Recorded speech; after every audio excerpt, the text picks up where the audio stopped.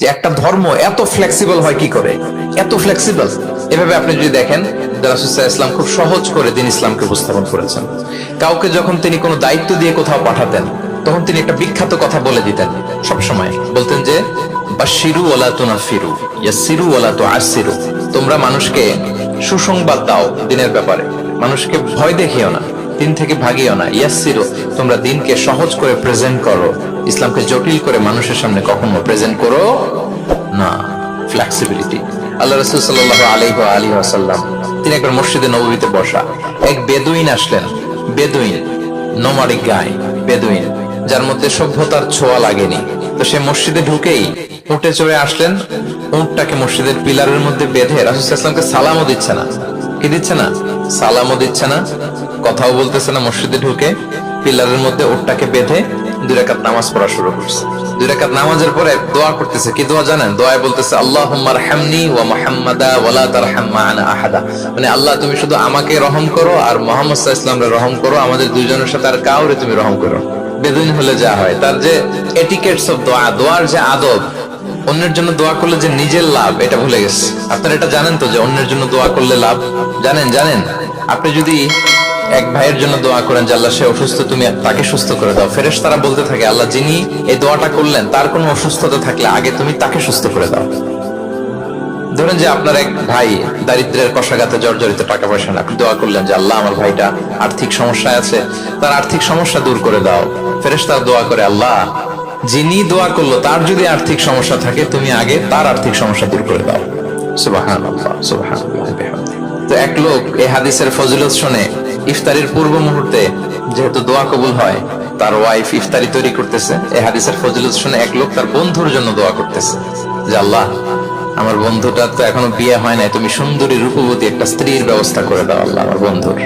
এই দোয়া শুনে তার স্ত্রী তো রেগে মেগে আগুন। সেই ইফতারি রেখে দিয়ে এসে বলে, এই এত বড় সাহস, কি দোয়া করো এসব উল্টাপাল্টা?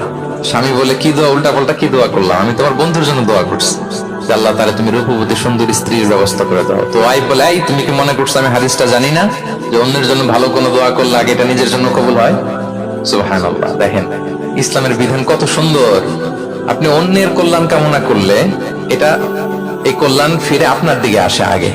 সুবহানাল্লাহ। তো ওই বেদুইনের এটা জানা ছিল না, সে এসে দোয়া করতেছে আল্লাহুম্মা আরহামনি ওয়া মুহাম্মাদা ওয়া লা তারহাম মা'ানা আহাদা। আল্লাহ তুমি শুধু আমারে রহম করো আর মুহাম্মদ সাল্লাল্লাহু আলাইহি ওয়াসাল্লামকে রহম করো, আমাদের দুজনের সাথে আর কাউরে রহম করো না। রাসূল সাল্লাল্লাহু আলাইহি ওয়াসাল্লাম তাকিয়ে বলেন, হায় রে, একটা প্রশস্ত বিষয়কে সে সংকীর্ণ করে ফেললো। আফসোস করে বলতেছে, কারণ আল্লাহর দরবারে রহমের কি কোনো ঘাটতি আছে বলেন তো? আল্লাহর দরবারে রহমতের কোনো কমতি আছে? নাই।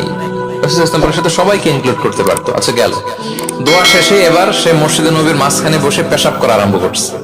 এবার তো সাহাবারা রেগে মেগে আগুন, কি এত বড় সাহস, মসজিদে নববীর মাঝখানে পেশাব! সবাই উদ্ধত হচ্ছে, তাকে মারতে যাবে। রাসূল ইসলাম সবাইকে সামলালেন, থামানো, বললেন দাও, রাখো, ছাড়ো, আগে সারতে দাও। কারণ কেউ যখন ওয়াশরুম সারে মাঝখানে তাকে ডিস্টার্ব করা যায় না, এটা তার ক্ষতি হবে। রাসূল ইসলাম বললেন রাখো, লেট হিম পাস ইউরিন, তাকে কাজ সারতে দাও।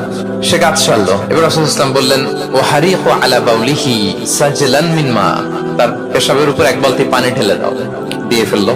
এবার রাসূল সাল্লাল্লাহু আলাইহি ওয়াসাল্লাম বললেন ইন্নামা বুইসতুম মুয়াসসিরিন ওয়া লাম তুবআসু মুআসসিরিন। হে সাহাবারা, মনে রাখো তোমরা সহজপন্থী হিসেবে প্রেরিত হয়েছে, তোমরা কট্টরপন্থী হয়ে পৃথিবীতে প্রেরিত হও নাই। সুবহানাল্লাহ।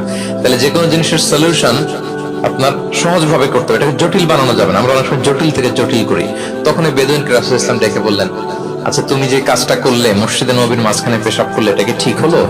তুমি কি জানো এটা আল্লাহর ঘর, এটা আমাদের মদিনার কমিউনিটির ইবাদতগাহ, এখানে আমরা আল্লাহর ইবাদত করি, আল্লাহর জিকির করি, আল্লাহর কিতাব তেলাওয়াত করি, এটা কি তোমার ঠিক হলো? এইভাবে যখন আদর দিয়ে পরম মমতায় তাকে বুঝিয়ে বলা হলো, সে লজ্জিত হয়ে মাথা নিচু করে ফেললো। সুবহানাল্লাহ। রাসূল সাল্লাল্লাহু আলাইহি ওয়াসাল্লামের কাছে ক্ষমা চাই।